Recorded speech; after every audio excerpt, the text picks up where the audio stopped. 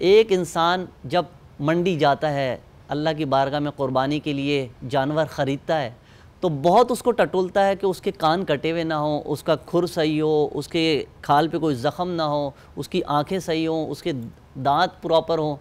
लेकिन वो अपनी आमदनी को नहीं देखता कि वो हराम की है या हलाल की है।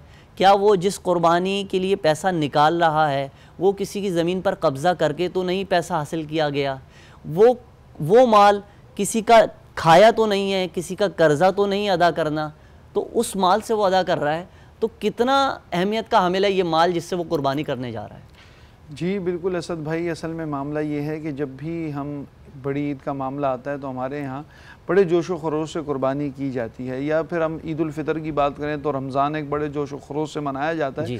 लेकिन जो असल मकसद होता है उस चीज़ का, जो अल्लाह रब्बुल इज़्ज़त की कुर्बत हासिल करनी होती है, हम अमूमन वो नहीं करते। मैं अक्सर व बेशतर ये बात करता रहता हूँ कि बड़ी ईद के जानवर के साथ अपने नफ्स को, अपने बुग़्ज़, कीना, अदावत जो आपके दिलों में, उसको भी कुर्बान करना चाहिए, उसको भी ज़िबा कर देना चाहिए।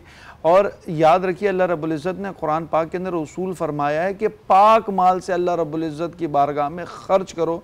तो याद रखें जो जायज़ माल से कुर्बानी होगी वही कुर्बानी होगी। अगर नाजायज़ आमदनी, नाजायज़ ज़राए से माल को कमाया हो और अल्लाह के रास्ते में कुर्बान कर दिया हो तो उसका कोई फ़ायदा नहीं, उसका कोई अजर नहीं मिलता। मुफ्ती साहब, लोग तो ये सोचते हैं ना कि माल तो हराम का है, लेकिन हम तो गरीबों में तकसीम कर रहे हैं। तो असद भाई मामला ये है कि जब हराम ज़राए से माल कमाते हैं तो आप हक भी तो गरीबों का ही खाते हैं। तो मामला वही है, जिसका ओरिजिन, जिसका आगाज़ ही गलत हो तो उससे आगे कोई मुस्बत नताइज नहीं निकलते।